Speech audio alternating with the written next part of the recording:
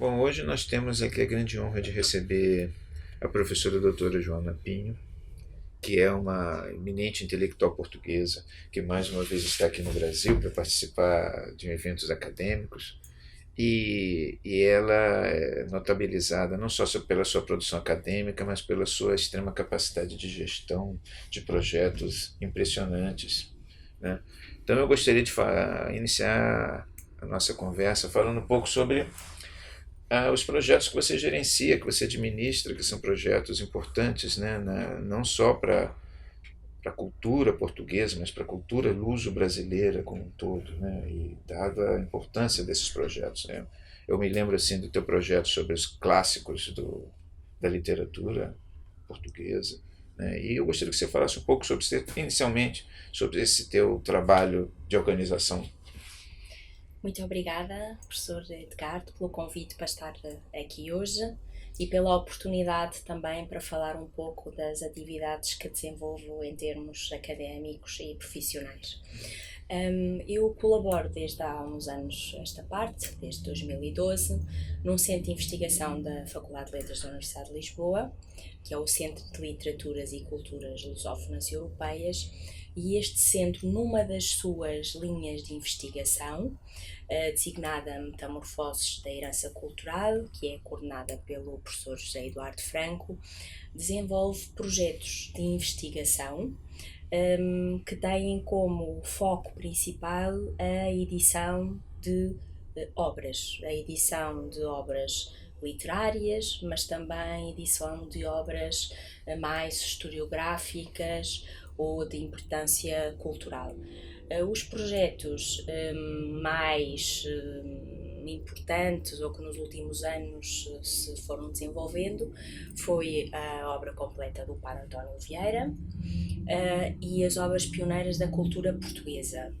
Nestes dois projetos eu tive a oportunidade de colaborar como investigadora e também na área da coordenação executiva destes projetos. São projetos de grande fôlego, que envolvem equipas de uma dimensão considerável, em que temos que implementar uma cuidada metodologia de trabalho e, portanto, é importante também podermos fazer a coordenação destes projetos de forma equilibrada. Porque como envolve, por um lado, uma equipa de dimensão considerável e, por outra, várias áreas disciplinares, nós temos que organizar o trabalho para se poder, de forma sustentável, conseguirmos cumprir aquilo a que nos propomos. Porque todos estes projetos têm um calendário, todos estes projetos têm objetivos definidos a que nós temos que corresponder. E atualmente iniciamos recentemente um outro projeto, que é a edição da obra completa do Marquês de Pombal, também dentro da mesma lógica de dar a conhecer textos fundamentais para a história da cultura portuguesa, quer sejam textos de caráter mais literário, quer sejam textos de caráter mais testemunhal, como epistolografia, ou textos de caráter mais profético, que permitam disponibilizar ao grande público estas obras que não estavam disponíveis. Apesar de algumas já terem edições anteriores, a edição não foi feita de forma global e nem utilizando os mesmos critérios para a edição do texto.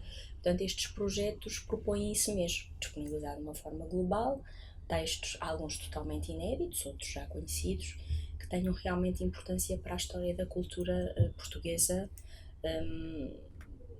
e relevantes ainda hoje, não é? Portanto, relevantes que digam alguma coisa também ao público atual. Muito bem, eu acho que você realmente realiza esse trabalho com muita competência e isso tem que ser reconhecido, não há a menor dúvida. E com relação à tua carreira de intelectual, você também tem uma produção, né? Uma produção importante. Gostaria também que você falasse sobre quais são as suas ansiedades intelectuais. E como é que elas se exteriorizam em pesquisa e em trabalhos de investigação? Um, a minha atividade de investigação ou académica divide-se em duas áreas. A minha atividade profissional está relacionada com estes projetos em que colaboro no Centro de Literaturas e Culturas Lusófonas Europeias e, por outro lado, também em alguma pesquisa que faço em termos individuais. A minha área de formação e de investigação é a História da Arte, no ramo de especialidade da História da Arquitetura da Idade Moderna, dos inícios da Idade Moderna, do século XVI. Fiz o meu doutoramento sobre a arquitetura das Casas da Misericórdia em Portugal no século XVI e desde essa altura os meus interesses principais de investigação centram-se nas questões da história da assistência, património da assistência, arquitetura hospitalar e arquitetura assistencial, portanto, em torno das questões da assistência social e da saúde nos séculos XVI, nos inícios da Idade Moderna. Neste momento tenho um projeto financiado pela Fundação para a Ciência e Tecnologia, dedicado à arquitetura hospitalar na transição da Idade Média para a Idade Moderna. Quando terminei a minha tese de doutoramento, apercebi-me que as Misericórdias eram uma instituição, a mais importante, sem dúvida. As Misericórdias são as Santas Casas da Misericórdia. Sim, que nós temos aqui no Brasil também, Santas Casas. As Santas Casas da Misericórdia eram uma instituição assistencial que promoveu um tipo de património cultural e arquitetónico com algumas especificidades, mas que este património convivia com outros patrimónios também relacionados com a assistência social e à saúde. E então pensei que seria importante estudar outros tipos arquitetónicos para além da Casa da Misericórdia para o mesmo período. E então preparei este projeto que é sobre a arquitetura dos hospitais. Que não estejam ou que não tenham sido fundados com as misericórdias, ou seja, instituições hospitalares que existam independentemente das misericórdias. E a transição do finais da Idade Média, dos séculos XV para o século XVI, início da Idade Moderna, foi um período que, em termos da assistência, foi muito relevante, porque promoveram-se algumas reformas assistenciais em toda a Europa nos finais dos séculos XIV e século XV, em Portugal já nos finais do século XV, e estas reformas influenciaram as instituições e a forma como as instituições trabalhariam. Influenciaram também a arquitetura que essas instituições produziram, porque as instituições necessitavam de espaços para poder implementar as suas propostas assistenciais e caritativas. E qual é a grande mudança em termos de arquitetura hospitalar nesse período de transição? O que é que muda, que você percebe? O que muda muda em termos institucionais e tem uma repercussão arquitetónica, ou seja, as pequenas instituições de assistência social, de assistência na saúde, os pequenos hospitais, hospícios, albergarias que existiam na Idade Média são reconvertidos em grandes instituições, ou seja, são unificados em instituições de maior dimensão e com maior capacidade, por um lado, económica, porque as rendas dos pequenos e as propriedades das pequenas instituições juntam-se todas. Portanto, há uma maior capacidade económica, mas também há uma maior capacidade administrativa e de gestão. Portanto, ao reunirem-se as pequenas instituições numa instituição de maior dimensão, isso possibilita melhor eficiência, possibilita melhores meios. Ora, para acolher uma instituição de maiores dimensões, têm, por um lado, ou construir-se novos hospitais, ou reformular-se os hospitais já existentes, ampliando-os.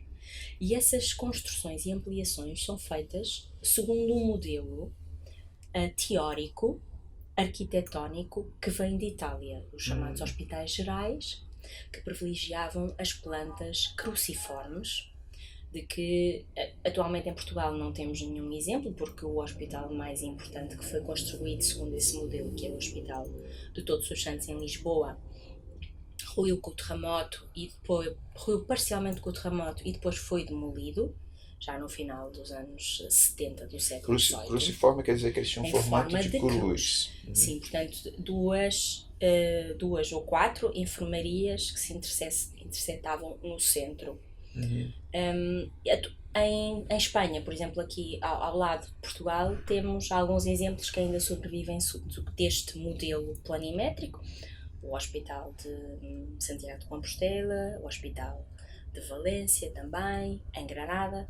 Portanto, este é uma nova proposta de arquitetura mais funcional, mais adaptada a este novo modelo institucional de hospital geral, que eram quase sempre hospitais reais também, e que foi teorizado em Itália, principalmente por Filaretto, um grande teórico da arquitetura italiano, e que depois chegou a Portugal e a outros países também, claro, vindo de Itália. E foi implementado, em alguns casos foi implementado literalmente, em outros casos foi adaptado, e portanto há uma mudança institucional que tem uma repercussão arquitetónica. No nosso projeto, como muitos destes edifícios, como o caso do Hospital Real Todos os Santos em Lisboa, desapareceram, um dos nossos objetivos é, a partir do estudo da documentação, fazer reconstituições virtuais da arquitetura desses hospitais. Interessante. Há um conjunto de documentos importantes chamados tombos, que eram um registro das propriedades e das características arquitetónicas dos próprios edifícios e que ainda subsistem hoje. E, portanto, que descreviam detalhadamente os espaços, os elementos que os compunham, as dimensões, se tinham ou não tinham vãos, janelas, que tipo de comunicação havia entre eles e, portanto, partindo dessas descrições, é a nossa intenção podermos reconstituir virtualmente alguns deles para podermos conhecer essa arquitetura que hoje em dia já não existe.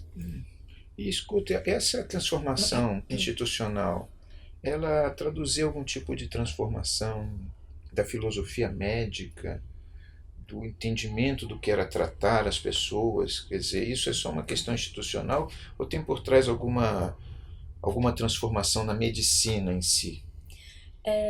Os hospitais, durante toda a Idade Média e também nos princípios da Idade Moderna, eram muito pouco medicalizados. Ou seja, serviam mais como espaços de acolhimento, como casas de hospitalidade. Até era mais correto designarmos como casas de hospitalidade do que como hospitais. Porque não tinham muitos deles médicos ao seu serviço, recolhiam as pessoas, alimentavam as pessoas, que era algo muito importante na época.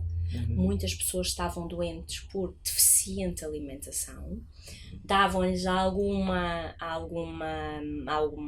acolhimento, portanto podiam permanecer e pernoitar nestes espaços durante alguns dias. Podiam-lhes dar também algum dinheiro para poderem prosseguir as suas viagens. Portanto, eram casas de hospitalidade. Só a partir da segunda metade do século XVI é que os hospitais passam a ter esta vertente principal de tratamento aos doentes. Portanto, é um processo de medicalização dos hospitais, mas que só ocorre na segunda metade do século XVI. E claro, estes novos edifícios e estas novas instituições vão permitir que este processo seja implementado de forma mais consistente, não é? Portanto, as enfermarias têm maiores dimensões, têm capacidade para levar mais doentes, estão organizadas de forma que os cuidados médicos e de enfermagem possam ser prestados de forma mais orientada, e passa a haver um corpo médico nos hospitais que permita, portanto, dar maior ênfase à questão do tratamento da saúde do que aqui existia até à segunda metade do século XVI. Portanto, eram recolhidos nos hospitais, também podiam ser recolhidas crianças abandonadas, podiam ser recolhidos idosos, podiam ser e eram recolhidos muitos peregrinos, pessoas que iam em peregrinação e que permaneciam no hospital 1 ou 2 dias e depois seguiam o seu caminho. Portanto, há uma grande diversidade de áreas de atuação dos hospitais durante este período, e a componente médica era apenas uma delas. Muito interessante. Então é um trabalho muito relevante e desejamos todo sucesso no seu desenvolvimento.